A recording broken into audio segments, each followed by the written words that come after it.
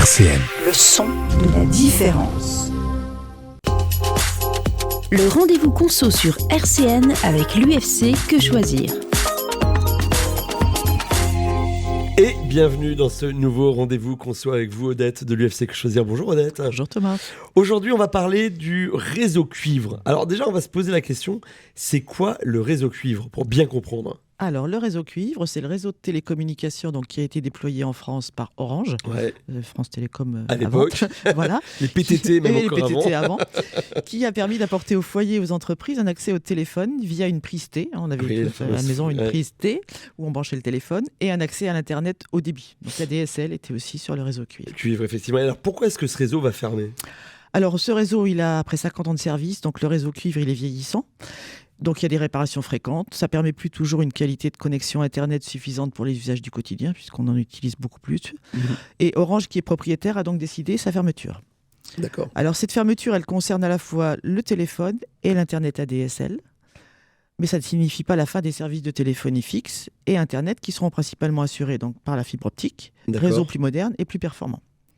Et les clients de tous les opérateurs téléphoniques qui ne sont pas encore desservis par la fibre sont concernés. Donc il n'y a pas que les clients Orange, puisque Orange est à la fois un opérateur téléphonique, mais aussi le gestionnaire du réseau. Du réseau, effectivement. Voilà. Alors comment ça va se passer la fermeture? Alors la fermeture, elle va s'effectuer progressivement. Donc ça a commencé en 2023 et ça va aller jusqu'en 2030. Et ils ont commencé par les communes où la fibre est la plus déployée et où le nombre d'abonnés au réseau cuivre est le plus faible. C'est-à-dire qu'on va généralement commencer par des petites communes. Ouais. Alors, pour savoir si une commune est concernée à court terme par la fermeture du réseau, on peut consulter le module de recherche. Il y a un site qui s'appelle économie.gouv.fr et très haut débit.gouv.fr. Sur ce site, on va trouver les communes. Donc, Orange a établi des lots de communes en concertation avec les autres opérateurs et les maires des communes concernées. Donc la mairie est au courant. Lorsque votre commune sera sélectionnée, vous serez averti par votre opérateur, donc Orange ou un autre, qui vous incitera à migrer vers un abonnement à la fibre optique ou à une autre technologie.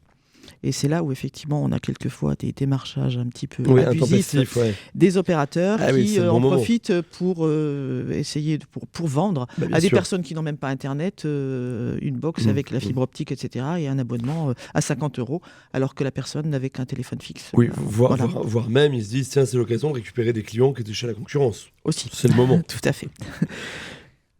Est-ce que ça va intervenir en quoi Alors la fermeture du réseau, elle intervient en 2 temps. D'accord. Alors, il y a la date de la fermeture commerciale à partir de laquelle il n'est plus possible de souscrire de nouveaux abonnements. Donc, les abonnements ADSL ou téléphonie fixe. C'est 12 mois avant la fermeture et au plus tard en 2026. Donc, en 2026, il n'y aura plus d'installation de téléphone. Voilà. Et la date de fermeture technique où les services en question seraient carrément coupés. Très bien. Comment savoir si un usager est concerné à court terme par la fermeture ? Alors, les usagers sont concernés. Donc, si ils utilisent un téléphone fixe et ou Internet ADSL avec une prise T encore, donc ils ne sont pas passés à la fibre optique. Donc, cela, dites-vous que ça arrivera un jour ou l'autre. Tout à fait, avant 2030. S'ils utilisent des appareils comme une alarme ou un boîtier de téléassistance connecté au réseau cuivre. Donc, pas forcément les téléalarmes, etc. Assistance, personnes âgées, ça peut aussi être.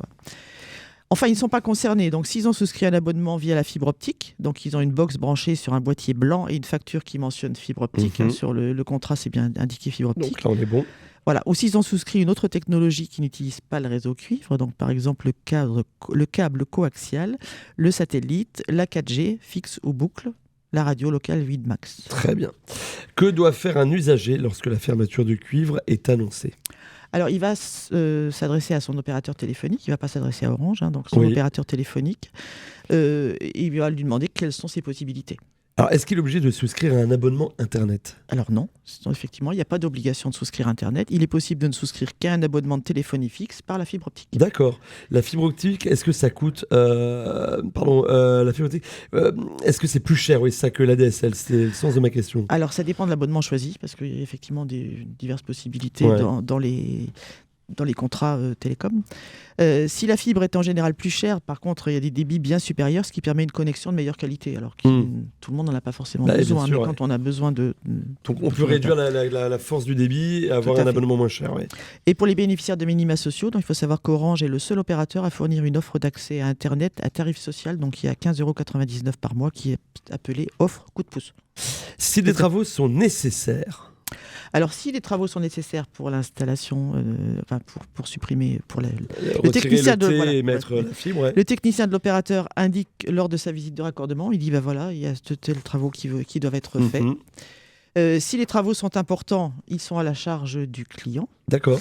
Et par contre, s'il y a une partie des travaux qui doit être réalisée sur le domaine public, ils seront à la charge de l'opérateur responsable de la construction du réseau, jusqu'à la limite de propriété. C'est-à-dire qu'on ne paye que les travaux qui sont à l'intérieur de sa propriété. Donc s'ils ont un trou, une saignée à faire à l'extérieur, c'est chez eux. Voilà, tout à mais fait. Dès que la saignée continue dans votre propriété, Exactement. là c'est votre charge. Ou c'est quelquefois les trous dans les murs, etc. C'est ça, passer les câbles. Sûr, ouais. Un usager est-il obligé de s'abonner à la fibre optique ?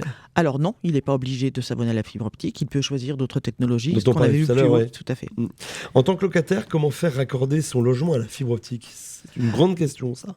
Alors, le propriétaire doit être informé de l'intervention d'un technicien qui vise à raccordement d'un logement à la fibre optique. D'accord. Mais par contre, il ne peut pas s'y opposer. C'est-à-dire que le propriétaire ne peut pas dire non, il est hors de question de mettre la fibre optique chez moi, etc. Mais il faut qu'il soit au courant parce qu'il y aura des travaux qui seront peut-être faits chez lui. C'est ça. Donc on l'informe. Il ne peut pas s'y opposer, alors sauf dans des cas bien précis, si effectivement l'immeuble est déjà raccordé de manière satisfaisante, on ne va pas effectivement revenir avec la fibre optique.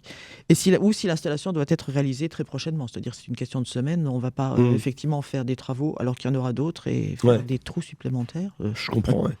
La copropriété peut-elle s'opposer à l'installation de fibre optique dans son immeuble ?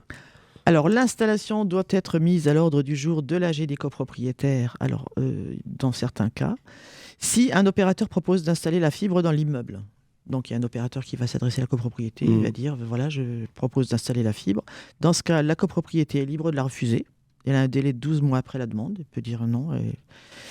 Si le propriétaire ou le locataire fait une demande à la copropriété d'être raccordé à la fibre, donc là, la copropriété peut s'y opposer.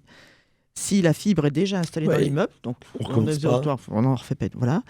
S'il y a une décision ferme d'installation qui a déjà été prise, donc ça a bien été indiqué, c'est clair, c'est pas un vague projet. Ça a on été sait acté, que ça va arriver à telle date ou en tout cas dans tel délai. Et si elle ne dispose pas d'infrastructure adaptée, c'est-à-dire il n'y a pas de place pour installer point de raccordement, etc. Donc là, effectivement, il va pouvoir s'y opposer. En cas de problème de raccordement ou d'utilisation, on peut vous contacter ? Tout à fait. Et ça se passe comment ? Alors, on peut nous contacter par téléphone ou par Internet via notre site nancy.ufcquechoisir.fr. Et puis vous pouvez prendre un rendez-vous ou éventuellement régler les problèmes à distance, c'est-à-dire via notre site Internet. Et puis vous pouvez réécouter l'ensemble de cette chronique pour retrouver tous les conseils qu'on vous a donnés aujourd'hui sur notre site internet www.rcn-radio.org. Nous, on se retrouve la semaine prochaine pour un nouveau rendez-vous conso. À la semaine prochaine. RCN, www.rcn-radio.org